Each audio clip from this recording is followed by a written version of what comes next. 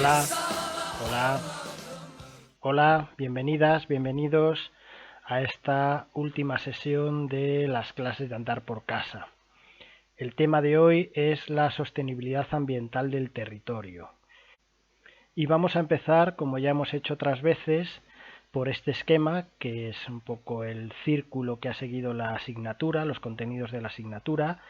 Empezábamos dándonos cuenta que el ser humano necesita del medio porque es el que le provee de los recursos naturales para su subsistencia, que el ser humano se adapta al medio en grupo, que le facilita la supervivencia porque el ser humano es un ser social, se crea un sistema y una organización social que se va complejizando hasta llegar a la industrialización, la revolución industrial y el proceso de urbanización del territorio, y con ello se inicia el ciclo de insostenibilidad ambiental, de relación insostenible o poco armónica del ser humano con la naturaleza. Y llegamos al punto final, al último eslabón de esta cadena, que es la crisis ecológica, que es en lo que nos vamos a centrar en la sesión de hoy. Pero no debemos olvidar una cosa. Dentro de esta crisis ecológica, a pesar de todo, seguimos dependiendo del medio natural porque es el que nos provee de los recursos que todavía necesitamos para subsistir. Vamos a hablar de insostenibilidad urbana. Hay una metáfora de Taylor Miller que equipara las ciudades con una gran aspiradora que absorbe energía, recursos, materiales y expulsa residuos, contaminación, calor. Las ciudades apenas ocupan el 3% de la superficie del planeta, casi todo es agua, como sabemos, pero generan un 80% del consumo de energía del total del planeta y un 75% de la emisión de gases de efecto invernadero que están produciendo el cambio climático. Por tanto, casi todos los expertos coinciden en afirmar que las ciudades es el mayor foco de impacto sobre el territorio y los recursos naturales. La pregunta es, ¿por qué las ciudades empiezan a ser ecológicamente insostenibles? ¿Por qué generan tanto impacto ambiental? Bueno, por dos conceptos. Primero, la capacidad de carga. La capacidad de carga entendida como cuánta gente puede soportar un territorio para poder proveerle de recursos y asimilar sus residuos.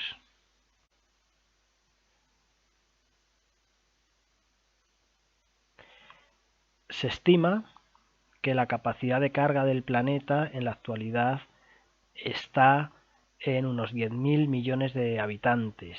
Ya tenemos 7.500. Un ejemplo sobre la capacidad de carga podría ser la ciudad de Venecia, que tiene una población de unos 262.000 habitantes, y se estima que su capacidad de carga estaría en recibir unos 25.000 turistas al día, pero recibe 66.000, más del doble. Esto significa que no hay recursos suficientes para toda la población que se junta en ese territorio. En términos más urbanos, por ejemplo, servicios, equipamientos, infraestructuras, recogida de basuras, incluso el aforo o la capacidad de los bares y los restaurantes para albergar a tanta población local y tantos turistas. Además de la capacidad de carga, un segundo concepto importante para estudiar, analizar por qué las ciudades generan tanto impacto ambiental es el de huella ecológica. Esto significa el área de tierra, aire o agua que necesita un territorio para producir los recursos que se necesitan y desechar los residuos que se generan. Es decir, qué biocapacidad tiene un territorio, qué superficie es biológicamente productiva, qué cantidad de territorio se puede utilizar para producir los recursos y para asimilar los residuos. No debemos olvidar, que esto lo sabemos desde el primer día de curso, que el medio natural es el proveedor de los recursos. Si echamos un vistazo a los países con mayor huella ecológica, aquellos que necesitan más área territorial para generar sus recursos y desechar sus residuos, pues vemos que están países árabes, petroleros, con dinero, Emiratos Árabes, por ejemplo, que lo forman 7 emiratos, entre ellos pues Abu Dhabi o Dubái. Se cuelan luego también países que nos podían sorprender, como Dinamarca y Bélgica y Estados Unidos, que no creo que sorprenda tanto. Y aquellos países con menor huella ecológica, pues países poco desarrollados de África o de Asia. Según WWF, la media del área de tierra productiva que corresponde a cada ser humano para poder mantener su vida sería de 1,8 hectáreas. Sin embargo, la huella ecológica media por ser humano a nivel global es de 2,2, estamos por encima. Por ejemplo, un ciudadano norteamericano necesitaría 9,6 hectáreas para su huella ecológica, mientras que un ciudadano de Bangladesh apenas 0,6 hectáreas. Aquí también estamos hablando de una cuestión de justicia ambiental y de distribución de recursos, claro. Si todos los habitantes del planeta consumieran de la misma forma que en los países desarrollados de Occidente, necesitaríamos 3,5 planetas para poder generar recursos y desechar residuos, según WWF. Bueno, sin embargo, el planeta es finito, solo hay uno, y es verdad que los recursos se pueden agotar. Bien, aquí vemos cuántos países de más necesitarían para poder mantener el ritmo de consumo, de producción y de residuos actual. Pues vemos, por ejemplo, que Estados Unidos necesitaría solo 1,9 países, o sea, 2 países más, mientras que Emiratos Árabes 12,3 o, por ejemplo, Japón 7 países más para poder mantener su ritmo de vida actual en relación con la huella ecológica. Bueno, esto tiene un pequeño truco porque la huella ecológica también depende del tamaño del país, por eso Estados Unidos, que es un país muy grande, solo necesitaría 1,9 países más, mientras que España, que aparece ahí, o Japón o Emiratos Árabes necesitarían bastantes más, porque son más pequeños en extensión. Los datos de esa tabla de la derecha son de Global Footprint Network. Y si vemos ahora los países que tienen superávit ecológico, aquellos que tienen recursos para abastecer a la población, son los de la tabla de la izquierda en verde, los que tienen una biocapacidad suficiente para no generar una huella ecológica negativa, pues nos damos cuenta que esta lista está encabezada por países no muy desarrollados, de África, países de América, luego es verdad que está Finlandia, Canadá, Australia. Y si vemos en la tabla de la derecha países con déficit ecológico, que no tienen recursos suficientes y su huella ecológica es mayor, pues vemos que son países desarrollados en su mayoría. ¿Y qué es lo que está sucediendo? Pues que estos países que tienen superávit ecológico, que tienen más recursos, están exportando estos recursos a los países con déficit ecológico, o al revés, mejor dicho, estos países con déficit ecológico están importando los recursos de los países con superávit ecológico. Y al mismo tiempo están exportando sus residuos a estos otros países. Sobre la importación de recursos cuando no se disponen a nivel local, pues ya hemos hablado de este ejemplo que me parece paradigmático, el acueducto de Segovia. Pues en el espacio habitado no había agua y construyeron esta obra hidráulica para traerla de la Sierra de Guadarrama, que está a 17 kilómetros.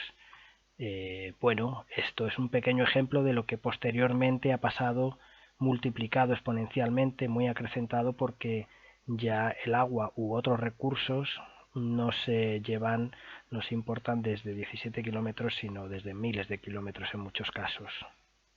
Pero bueno, esto puede ser un ejemplo de el inicio de la dominación del ser humano, de la naturaleza y de la importación de recursos cuando no están al alcance de la mano.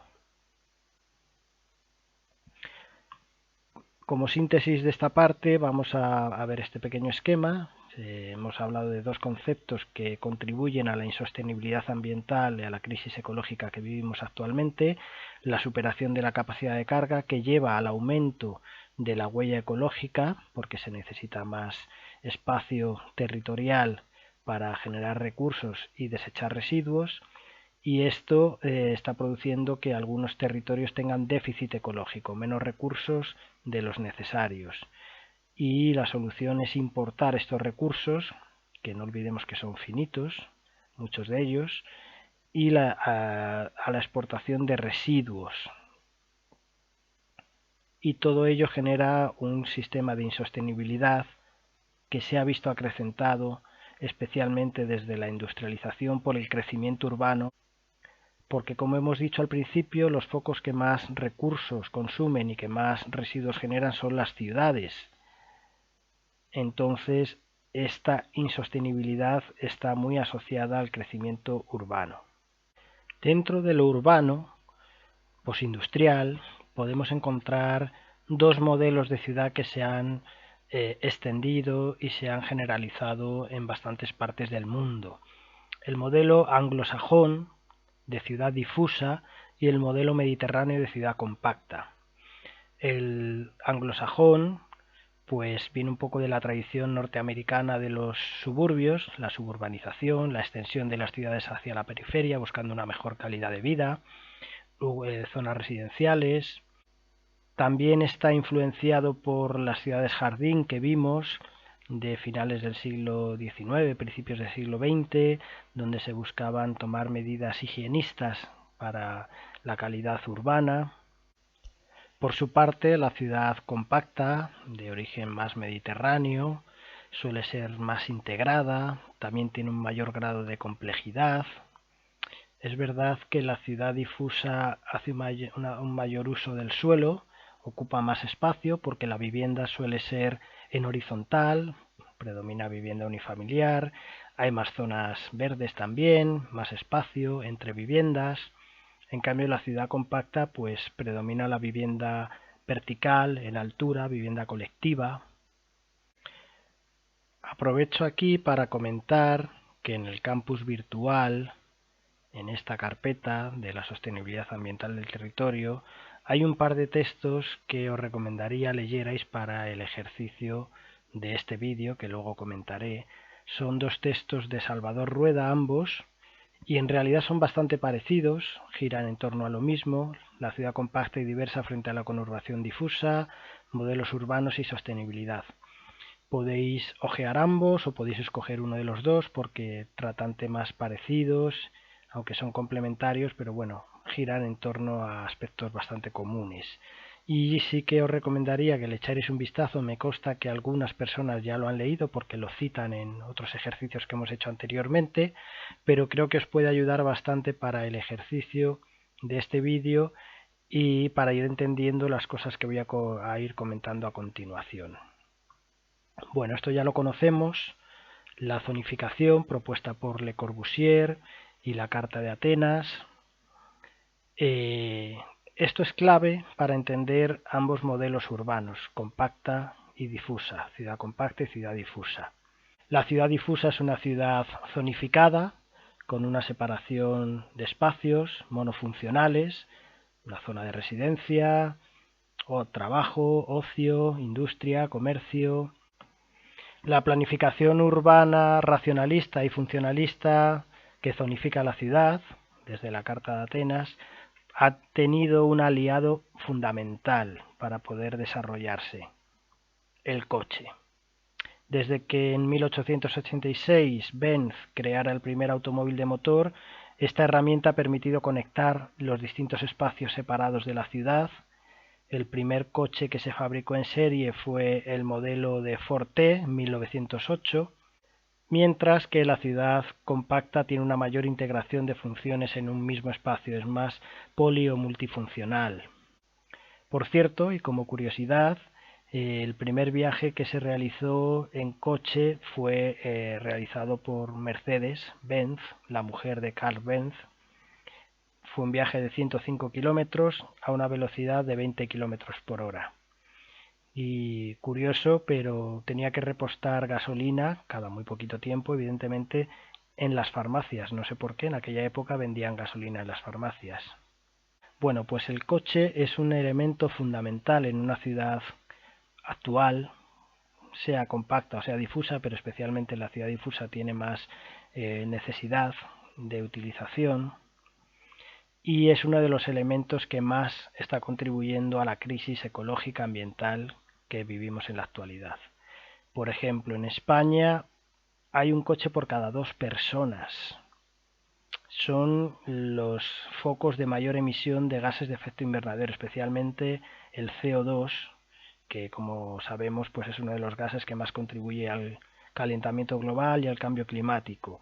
Además, los coches necesitan combustibles fósiles que no son renovables, son finitos como el petróleo, además de que son muy contaminantes. El transporte es el sector que más energía consume de todos los de las actividades humanas, y el tráfico es la primera causa de contaminación acústica en el mundo. Tráfico que, como sabemos, se da sobre todo en los espacios urbanos. Además, es que el coche necesita infraestructuras de transporte. El coche y cualquier medio de comunicación o de transporte motorizado. Esto también está generando la fragmentación de los hábitats, de los territorios, está creando barreras artificiales, separando espacios, está ocupando zonas verdes, espacios agrícolas, espacios naturales, ocupando una gran cantidad de suelo.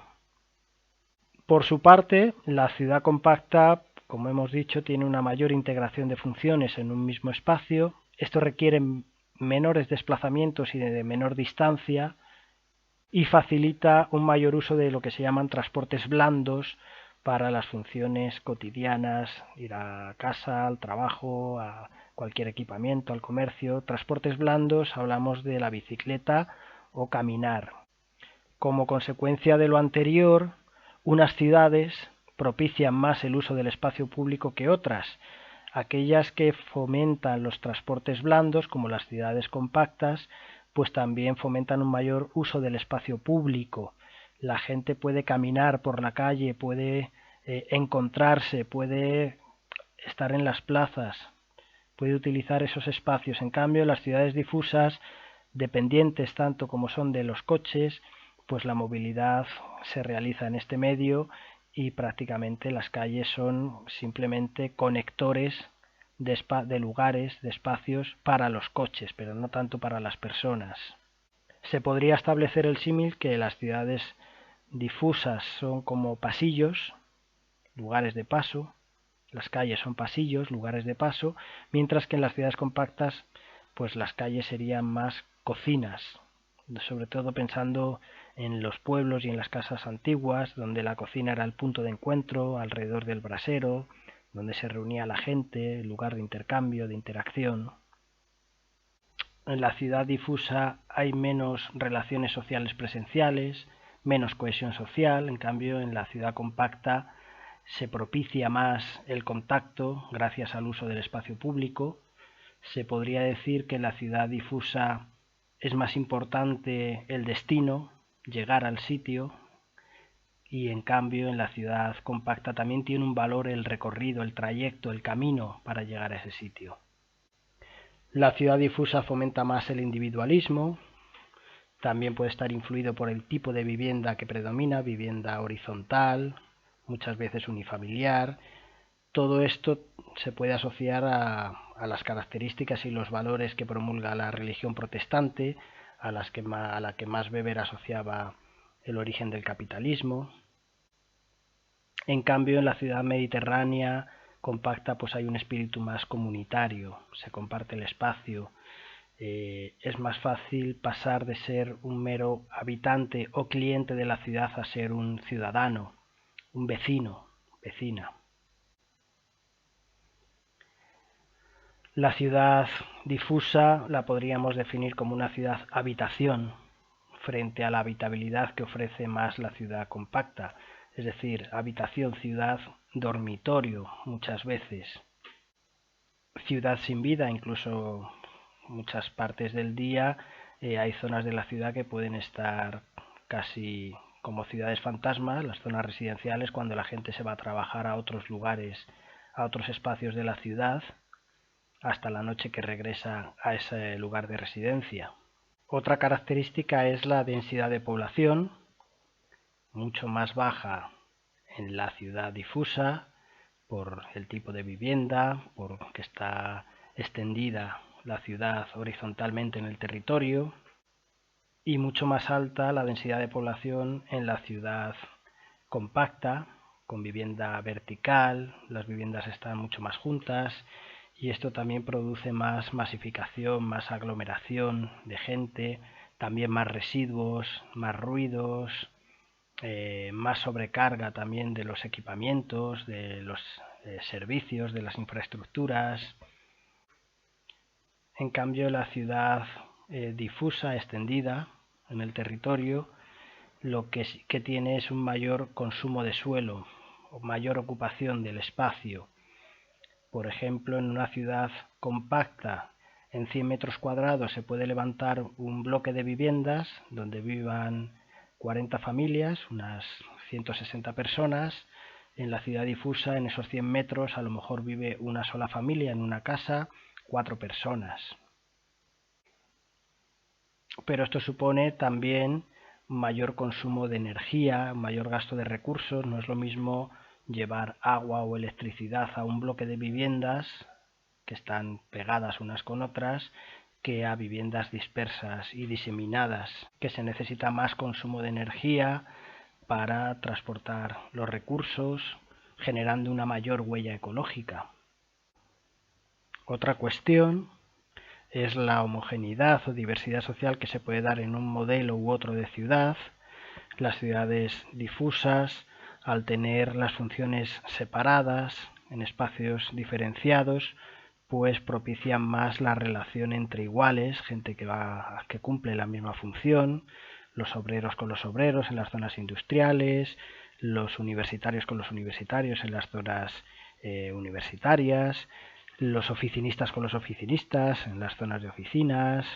Entonces se pierde un poco la diversidad, se pierde también la heterogeneidad, se pierde la complejidad, incluso la creatividad y la complementariedad de funciones. En cambio, en la ciudad compacta hay más diversidad social porque hay más intercambio entre diferentes. Además, el uso de las zonas de tránsito, de los espacios públicos en las ciudades compactas, pues también facilita esa diversidad social. Bueno, este modelo de ciudad difusa es más acorde con los valores del modelo socioeconómico postindustrial capitalista. Los países donde predomina este tipo de urbanismo son países con capacidad económica para controlar el mercado de los recursos, pueden importar recursos. Por eso es un modelo que es más propio de las economías desarrolladas. Bueno, vamos a acabar esta explicación sobre la ciudad compacta versus la ciudad difusa con un pequeño cuadro resumen. Muy rápidamente, la ciudad difusa es una comparativa.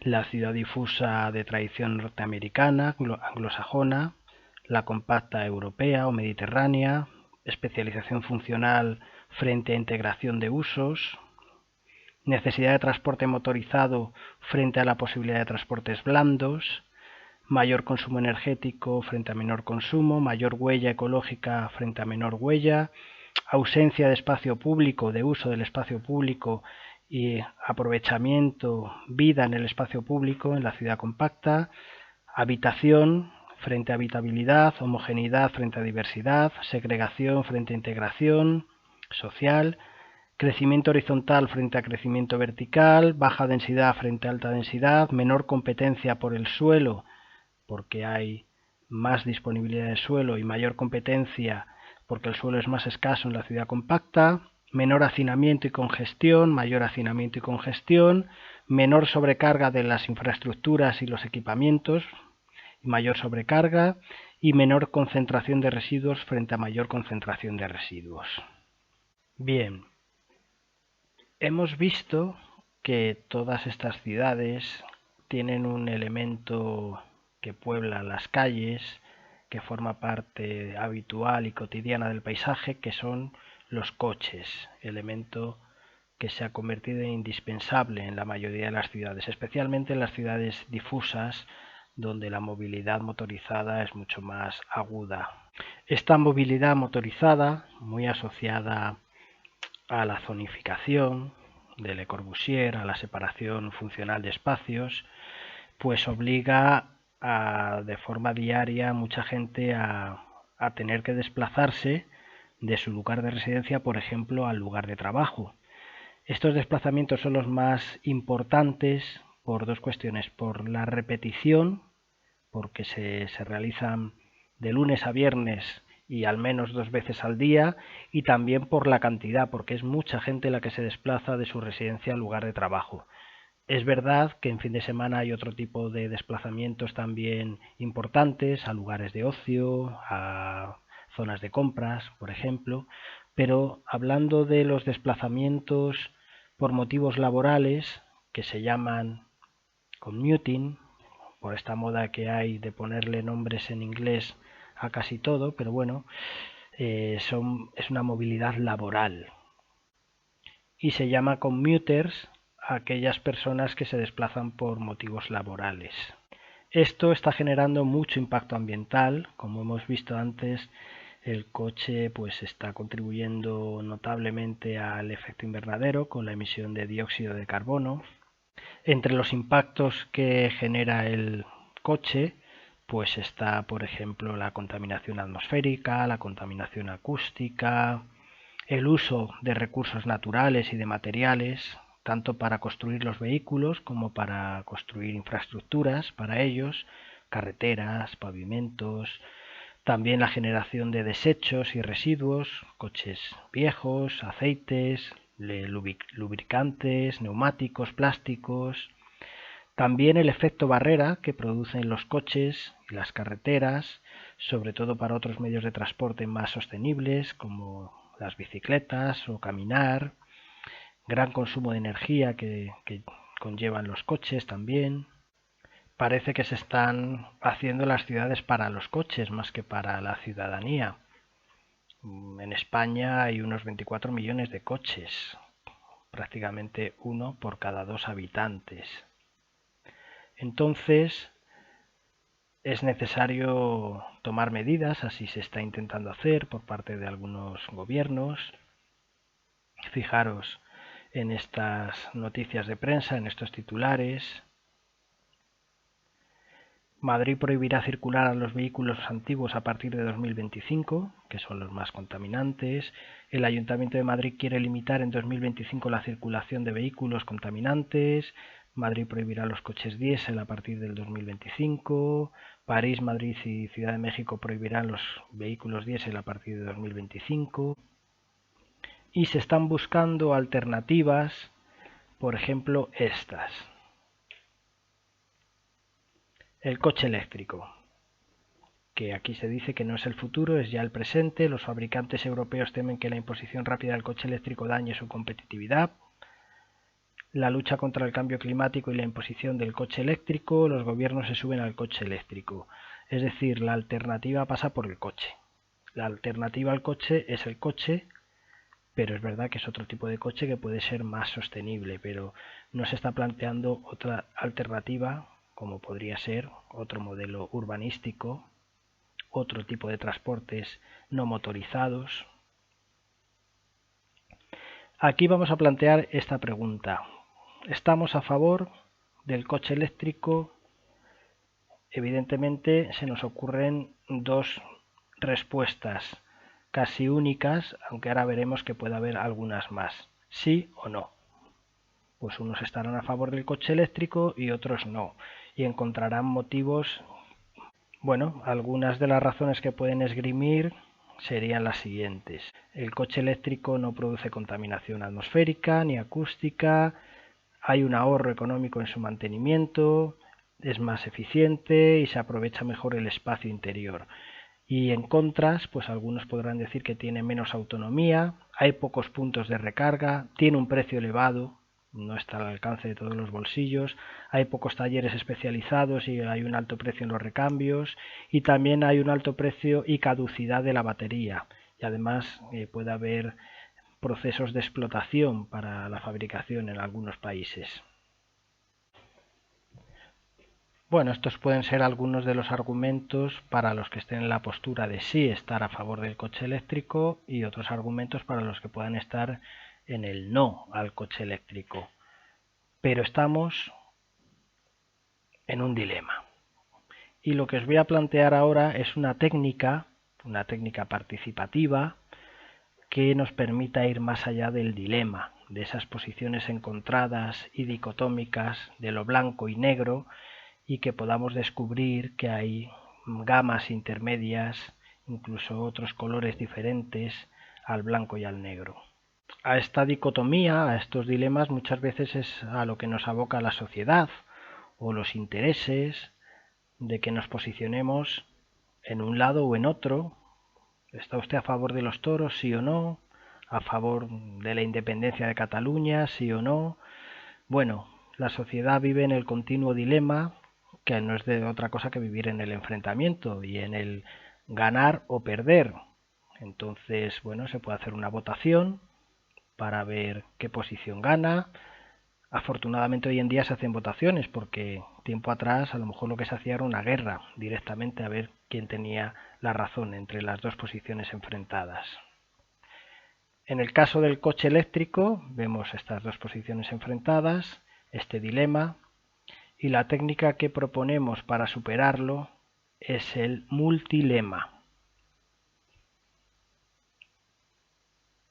Bueno, partimos de un eje que va del sí al no o de las dos posiciones encontradas, A o B, en este caso el coche eléctrico a favor por las razones que sean y en contra por las razones que sean.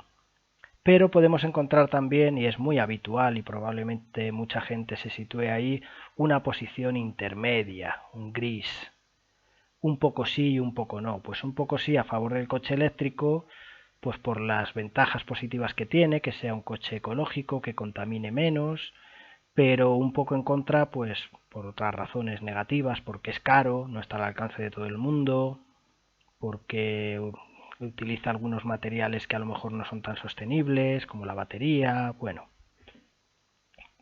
no dejamos de estar en un eje dominante, que como decía es el que socialmente normalmente predomina.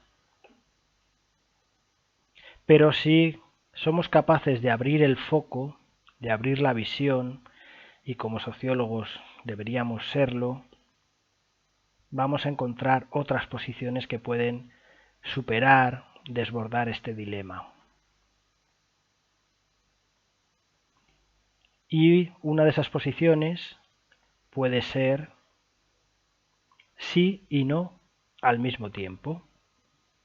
Es decir, sí estamos a favor de que haya un medio de transporte sostenible, ecológico, pero no que sea el coche eléctrico. Entonces se puede poner un transporte público para evitar el transporte individual. El coche eléctrico no deja de ser un transporte individual, o transportes blandos, que son más sostenibles.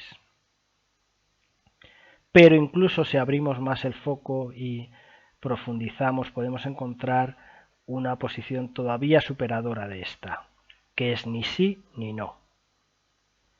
Ni sí, ni estoy a favor del coche eléctrico ni en contra. Realmente la cuestión es otra. La cuestión es el modelo urbano que nos conlleva al uso excesivo de los vehículos privados individuales, porque nos obliga a hacer continuos desplazamientos, como los commuters que hemos visto antes. Bueno, esto es un multilema. Esto es un multilema, en este caso es de 5 posiciones, las del eje dominante, el sí, el no y la intermedia, y unas 2 nuevas posiciones que se pueden abrir en un eje emergente, en un eje que fomente más la creatividad. Y normalmente, por ejemplo, en los procesos participativos donde aplicamos esta técnica, es en este eje a lo largo de estas posiciones donde la gente puede empezar a elaborar propuestas, porque ya rompe el enfrentamiento del eje sí o no, A o B, de la dicotomía. Es muy difícil entre dos posiciones encontradas que se elaboren propuestas de actuación para la movilidad, para cualquier tema que surja en un barrio, en una comunidad, en una ciudad. Pero si abrimos el foco a ese nuevo eje, sí que la gente está más predispuesta a hacer propuestas porque ya no es un enfrentamiento entre unos y otros y es un ganar o perder. Ya se pueden construir propuestas consensuadas desde las posiciones superadoras, otros medios de transporte, y a partir de ahí se podían plantear propuestas de qué medios de transporte público, cómo podrían ser, qué medios de transporte blandos, o incluso superando eso, pues hacer propuestas sobre el modelo urbano, cómo se distribuye las funciones, los espacios en la ciudad, cómo se planifica el territorio. Ahí se pueden construir propuestas. Una vez explicada la técnica del multilema y aplicada en un ejemplo concreto, en el caso de los coches eléctricos, vamos a ir terminando este vídeo haciendo referencia a que estas ciudades llenas de coches se insertan en un contexto más amplio, que es el modelo de producción y consumo, en el modelo económico que surge tras la revolución industrial, el capitalismo. Son muchos los autores que han establecido conexiones entre el modelo económico y el modelo urbano postindustrial, como Simmel o Harvey, de los más conocidos, Castells, Soja, Lefebvre, Godiener, este último uno de los máximos representantes de la escuela de la nueva sociología urbana. Bueno, todos ellos vienen a decir que el capitalismo encuentra su mayor expresión y expansión en el modelo urbano actual. En estas ciudades y también en muchos pueblos que ya están rururbanizados, se da un estilo de vida que en términos ecológicos o medioambientales pues está demostrando que es insostenible. Claro, es un estilo de vida también muy asociado al modelo socioeconómico en el que se inserta. Es la cultura del consumismo, del productivismo, el fetichismo de la mercancía, que esto genera un grave daño a la naturaleza, como decía Marcuse. La permanente insatisfacción y renovación de las necesidades a través del consumo, como decía Bauman, necesidades que no son precisamente primarias, sino secundarias, terciarias. Incluso, decía Bourdieu, hay un consumo ajeno a las necesidades. Todo esto también está contribuyendo a la crisis ecológica actual. Si utilizamos la metáfora del árbol que hemos visto en otras ocasiones, el tronco del árbol sería la crisis ecológica, es decir, el problema. En las raíces, en las causas, podríamos situar el modelo económico de la industrialización y del capitalismo, y en las ramas las consecuencias serían los problemas ambientales urbanos, como el tráfico, la contaminación atmosférica, acústica, el consumo de energía, el consumo de agua, la generación de residuos, etc. Bueno, en este sistema urbano y económico se produce la explotación de la naturaleza. Como decía Polanyi, todo es mercantilizado, la naturaleza es tratada como una mercancía con fines económicos lucrativos, la economía frente a la ecología es el paradigma de la excepcionalidad humana de Dunlap y Catton, por el que se considera al ser humano una especie superior respecto al resto de especies vivas del planeta, por tanto puede tener derecho a dominarlas y a someterlas para sus intereses. Todo ello desde una óptica del mercadocentrismo o capitalcentrismo frente al antropocentrismo. Bueno, En definitiva, parece ser que el capitalismo, según dicen diferentes autores, acentúa la crisis ecológica. Por ejemplo, Bookchin, uno de los máximos representantes de la ecología social. Vemos que la deriva insostenible en términos ecológicos, medioambientales, surge con la industrialización, el modelo económico que se deriva de la misma, pero llega un momento en que la sociedad, al menos una parte de ella, quizás minoritaria, se empieza a dar cuenta del impacto ambiental que genera la actividad humana, se empieza a tomar conciencia y aquí surge el nuevo paradigma ambiental por el que el ser humano se considera a sí mismo como parte de la naturaleza, como una especie más entre las que habitan la Tierra. Debe respetar el medio natural, debe respetar la naturaleza y las otras especies y no olvidar que el medio nos sigue proveyendo de los recursos que necesitamos para subsistir.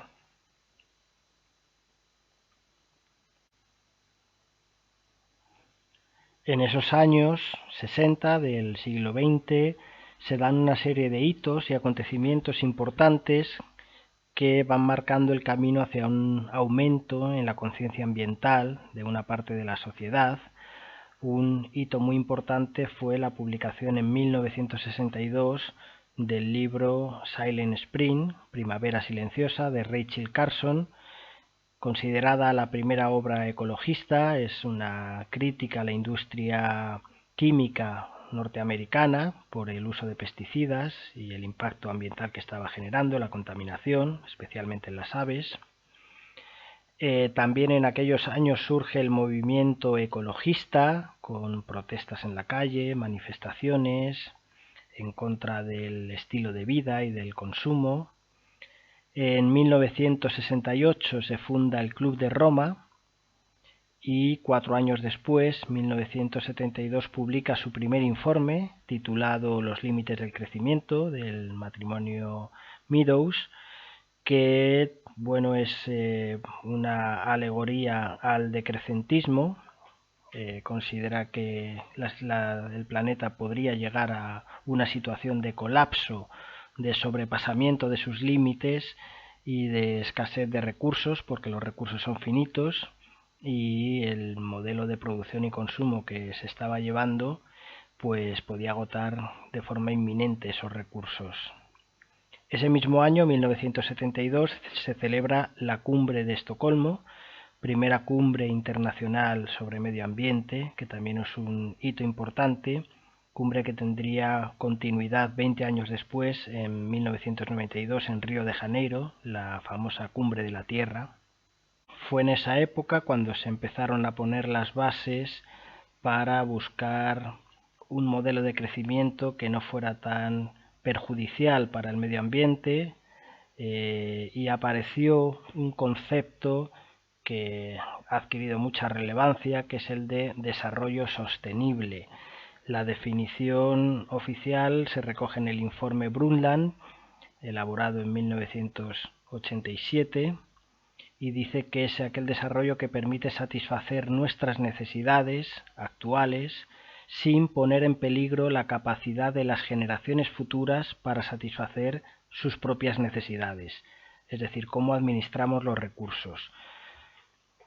Trata de combinar los tres ámbitos del desarrollo, el social, el económico y el medioambiental, pero es un concepto que, aunque es muy extendido y ha permitido aumentar la conciencia sobre la necesidad de buscar un desarrollo que no sea tan impactante en términos ecológicos, ha recibido muchas críticas porque se considera un modelo de sostenibilidad llamado débil. Es decir, es un modelo que sigue primando el desarrollo, el crecimiento económico, productivo, aunque tratando de paliar algunos de sus efectos más nocivos para el medio ambiente. Hay algunos autores como Latouche, uno de los máximos representantes de la corriente ecológica decrecentista, que dice que es simplemente un eslogan. Algunos también lo tachan al desarrollo sostenible de una operación cosmética, que sigue promulgando ese desarrollo de base económica, que no es un cambio real de modelo, que perpetúa el modelo económico simplemente tratando de poner algunos parches. José Manuel Naredo en España lo ha llamado lavado verde, que no aborda el fondo de la cuestión, no trata de solucionar la crisis ambiental desde la raíz, desde sus causas, que sería ese modelo económico. Lo que quiere hacer es compatibilizar el crecimiento económico con la ecología, lo cual para algunos es un oxímoron, es decir, una contradicción en los términos. En 1992 hemos dicho que se celebra la Cumbre de la Tierra, quizá la reunión internacional más importante sobre medio ambiente que ha habido hasta la fecha, con representación de casi 180 países, es decir, casi todos los países del mundo, si tenemos en cuenta que en el mundo habrá unos 220 países aproximadamente. Y esta cumbre puso en el escaparate internacional este concepto de desarrollo sostenible, fue un buen empujón al aumento de la conciencia ambiental, al tratar de tomar medidas para corregir la crisis ecológica, como hemos dicho, probablemente sin intentar incidir en las raíces de fondo, pero sirvió para tomar algunas medidas de sostenibilidad en las ciudades que permitieran mejorar un poco las condiciones ambientales. Por ejemplo, aparece el programa Agenda 21, que es un plan de desarrollo sostenible supuestamente participativo, en muchos casos lo fue, pero en otros tantos no fue tan participativo, para fomentar la sostenibilidad local, a nivel local, en los pueblos, en las ciudades, con la implicación de la propia ciudadanía. Como alternativas al desarrollo sostenible aparecen otras corrientes de pensamiento, destacable, por ejemplo, la corriente del crecimiento cero, que se refiere a un crecimiento cero en cuanto a dos aspectos. Por un lado, poblacional, crecimiento cero demográfico. Aquí podemos encontrar los precursores o antecedentes en Malthus, Darwin o Wallace, que consideraban que ante la escasez de alimentos era necesario frenar el incremento poblacional. Este crecimiento cero lo que propone es una población estable que pueda adaptarse a la capacidad de carga del planeta. Y por otro lado, el crecimiento cero también hace referencia al aspecto económico. Como hemos visto, el primer antecedente es el Club de Roma, con su primer informe, Los límites del crecimiento, donde se establecía que el modelo de desarrollo económico estaba poniendo en peligro la disposición de recursos que son finitos y que se estaban generando demasiados residuos, con lo cual se estaba aumentando la huella ecológica. Y quizás como movimiento o corriente superadora de la del crecimiento cero está el movimiento decrecentista, el decrecimiento. Latouche es probablemente su máximo representante, este economista francés. Ellos proponen la reducción de la producción económica y del consumo, y bueno, hacen una dura crítica al crecimiento del liberalismo capitalista. Es una especie de ecosocialismo en el que se cuestiona que el modelo genere realmente bienestar, que está solo centrado en lo material y que además tiene graves consecuencias medioambientales. Ellos lo que proponen es vivir mejor con menos, disminuir el consumo, sobre todo en la sociedad del desperdicio en la que nos encontramos. Y hablan de la lógica del caracol, la metáfora de Illich. El caracol crea su propia concha, va dando vueltas que crecen en progresión geométrica, cada vuelta es el doble de la anterior, hasta que llega un momento en que se frena y se encoge, decrece en ese sentido, porque si diera una vuelta más a la concha sería ya tan grande que no podría soportar ese peso. Es lo mismo que le ocurre a la sociedad, que quiere seguir creciendo, pero le está suponiendo un peso insoportable en cuanto al impacto medioambiental, la generación de tantos bienes materiales, pues tener una casa cada vez más grande, o mejor dos, o tener un coche cada vez más grande, o mejor dos, o hacer un viaje cada vez más exótico y más caro, tener un móvil cada vez mejor, de última generación. ¿Supuestamente eso nos hace más felices? Bueno, desde el decrecentismo se cuestiona eso, y lo que sí que tienen claro esto, que lo que nos hace es trabajar más para tener más cosas, acumular más y entrar en una espiral de necesidades superfluas que hacen que tengamos un gran peso sobre nosotros, como el caracol si diera una vuelta más en su concha. Estas alternativas, estos movimientos, crecimiento cero y decrecimiento, se pueden englobar en lo que se llama sostenibilidad fuerte, es decir, la búsqueda de la superación de la crisis ecológica atendiendo a las causas de la misma, a la raíz, que se considera que es el modelo económico y el estilo de vida, y que, como vimos anteriormente, tienen su mayor expresión en el modelo urbano, en las ciudades actuales.